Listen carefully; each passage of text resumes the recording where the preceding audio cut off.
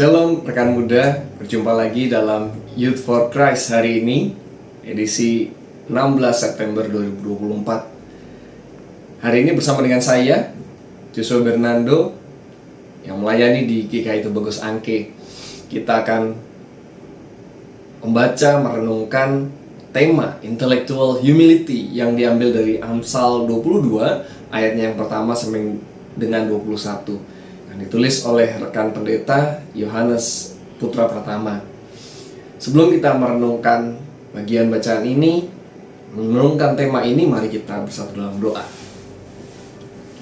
Tuhan Allah kami mau memulai segala aktivitas kami, mau memulai segala pelayanan yang Tuhan percayakan kepada kami. Saat ini Tuhan, kami mau merenungkan bagaimana kami memiliki intellectual humility, kerendahan hati secara intelektual. Ajarkan kami Tuhan, agar kami dalam berperilaku, bertingkah laku, bertindak, berpikir, semuanya boleh kami lakukan dengan rendah hati. Ini kami Tuhan, kami serahkan diri kami hanya ke dalam tuntunan tangan-Mu. Di dalam nama-Mu kami berdoa. Amin. Rekan-rekan, fokus utama kita dalam bacaan Amsal pasal 22 tadi adalah pada ayat yang ketiga, yang berbunyi demikian. Ketika orang cerdik melihat malapetaka, bersembunyilah ia, tapi orang yang tak berpengalaman berjalan terus, lalu kena celaka. Rekan-rekan, sekarang ini kita dituntut untuk memiliki intellectual humility. Apa sih intellectual humility? Ini adalah kesediaan seseorang untuk mengakui bahwa hal-hal yang dia yakini secara intelektual itu mungkin saja salah.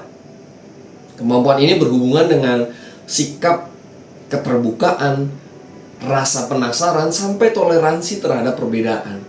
Seseorang dengan intellectual humility punya keterbukaan terhadap perbedaan, mau belajar dari orang lain, bahkan kerelaan untuk berkolaborasi dengan pihak yang lain. Lawan dari intellectual humility adalah intellectual arrogance. Amsal hari ini mengingatkan kita akan jati diri kita sebagai manusia, semua dengan latar belakang yang berbeda-beda. Ada yang mungkin punya materi yang lebih kaya, ada yang mungkin berkekurangan, ada yang cukup-cukup saja. Tapi pada dasarnya semua adalah ciptaan Tuhan, seperti yang diungkapkan dalam ayat yang kedua.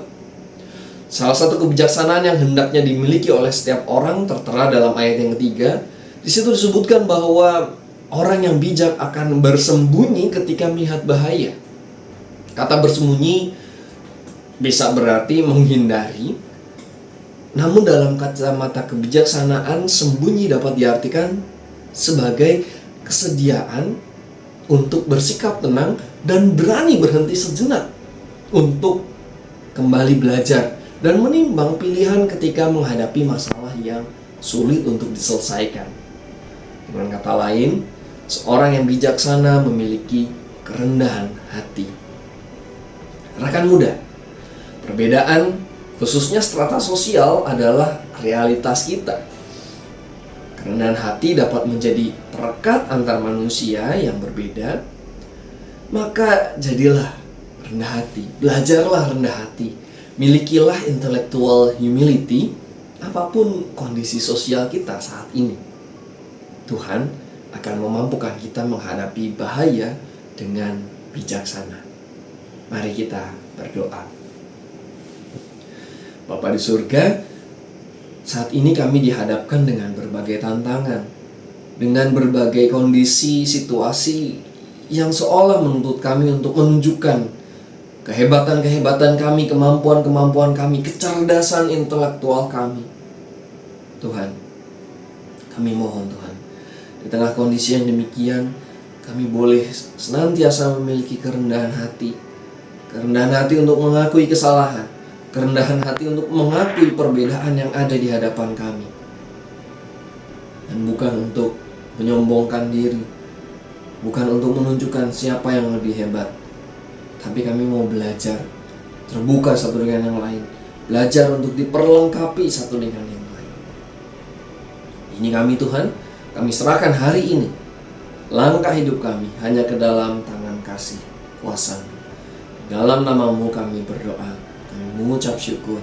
Haleluya. Amin. Rekan-rekan, sampai di sini dulu Youth for Christ kita hari ini. Sampai jumpa di Youth for Christ berikutnya. Jangan lupa untuk klik tombol subscribe, klik tombol notifikasi agar tidak lupa diingatkan untuk Youth for Christ berikutnya, dan juga tombol like kalau rekan-rekan menyukai renungan pagi hari ini. Jangan lupa juga dibagikan untuk teman-teman lainnya ya, untuk jadi berkat juga. Sampai jumpa di Youth for Christ berikutnya. Tuhan memberkati.